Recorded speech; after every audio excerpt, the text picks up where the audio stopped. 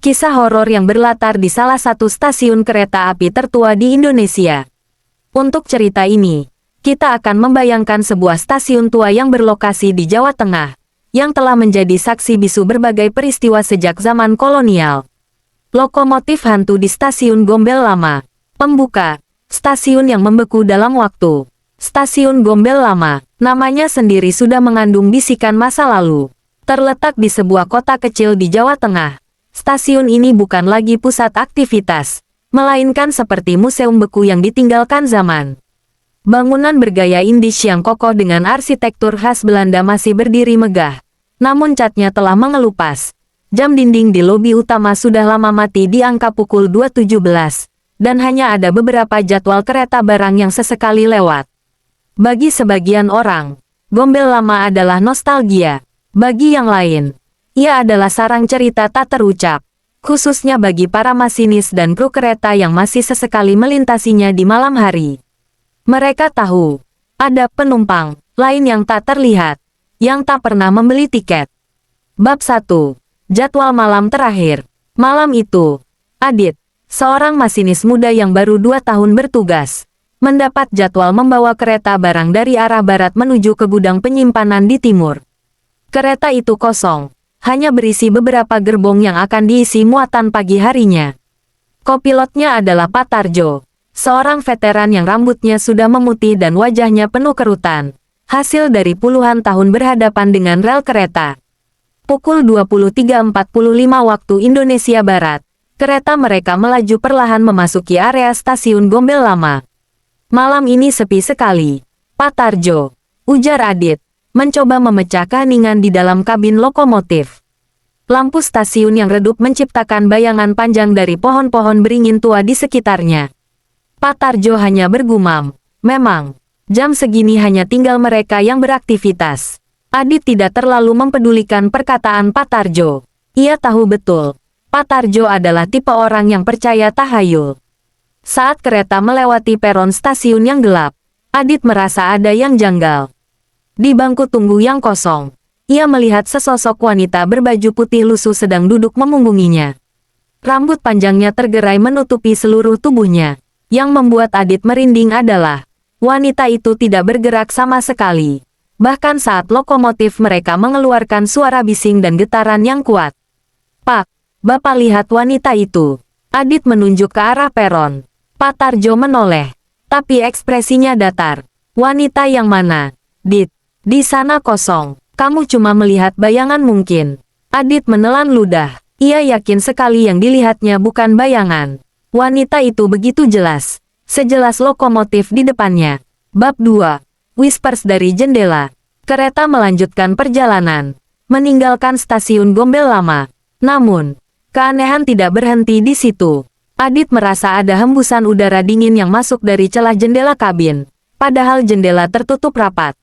Lalu, sebuah bisikan lirih terdengar di telinganya. Mas, jangan tinggalkan aku. Adit terkesiap. Ia menoleh ke arah Pak Tarjo.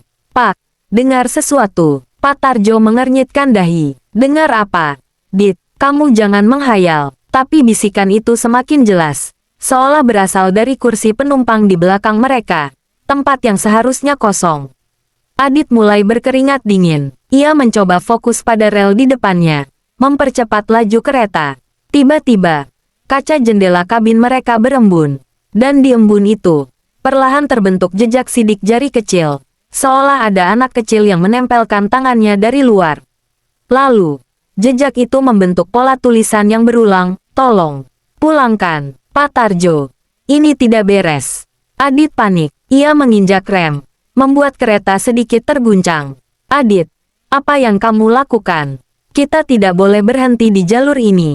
Pak Tarjo membentak, tapi suaranya juga bergetar. Ia menatap ke arah jendela yang berembun, dan matanya membelalak. Ia juga melihat tulisan itu. Bab 3. Lokomotif hantu dan pengorbanan. Saat kereta mereka berhenti, suasana di luar benar-benar sunyi. Tidak ada suara jangkrik, tidak ada suara angin. Hanya ada dengung mesin lokomotif mereka. Lalu, dari kegelapan di depan, Adit melihat sebuah cahaya kecil mendekat. Semakin lama semakin besar. dan ia menyadari itu adalah lampu sorot lokomotif lain. Ada kereta lain, seru Adit, terkejut. Tidak ada jadwal kereta dari arah sana jam segini. Lokomotif itu melaju sangat cepat, tanpa suara klakson, tanpa deru mesin yang seharusnya bising. Ketika lokomotif itu semakin dekat, Adit melihat siluetnya. Itu adalah lokomotif uap tua, model yang sudah tidak beroperasi lagi selama puluhan tahun, dengan asap hitam mengepul dari cerobongnya. Di kabin lokomotif hantu itu, ia melihat seorang masinis tua berwajah pucat, dengan seragam belel, sedang memegang tuas uap. Di sebelahnya, ada sosok wanita berbaju putih lusuh yang ia lihat di stasiun Gombel lama, berdiri sambil memegang tangan seorang anak kecil. Wajah mereka kosong, matanya gelap. Mereka mencari Kesuma, bisik Pak Tarjo. Suaranya parau. Anak masinis yang hilang saat kecelakaan kereta 70 tahun lalu, di tikungan setelah stasiun ini. Mereka selalu mencari cara untuk kembali ke keluarga mereka. Lokomotif hantu itu melaju kencang, menabrak ilusi di depan mereka. Adit dan Pak Tarjo memejamkan mata, menunggu benturan dahsyat yang tidak pernah datang. Ketika mereka membuka mata, lokomotif hantu itu sudah melewati mereka, menghilang di kegelapan di belakang. Kabin kereta mereka terasa dingin, dan bau melati tercium sangat kuat. Penutup, jejak yang tersisa. Adit dan Pak Tarjo berhasil melanjutkan perjalanan hingga ke gudang penyimpanan. Begitu tiba, mereka berdua turun dengan wajah pucat pasi dan saling berpelukan. "Jangan pernah cerita ini kepada siapapun, Dit," kata Pak Tarjo. "Cukup kita berdua yang tahu. Jika tidak, mereka akan mengikuti kita." Adit hanya mengangguk, masih syok. Mereka berdua memeriksa bagian luar lokomotif. Di salah satu gerbong paling belakang, tepat di samping jendela, ada sebuah tulisan yang digambar dengan debu, "Terima kasih, Mas. Kesuma sudah pulang." Sejak malam itu, Adit tak pernah berani mengambil jadwal malam di jalur stasiun Gombel lama. Ia tahu, di antara rel-rel tua yang berkarat itu, ada keluarga yang selamanya terjebak dalam pencarian, dan ia telah menjadi saksi bisu dari sebuah kisah horor yang tak lekang oleh waktu.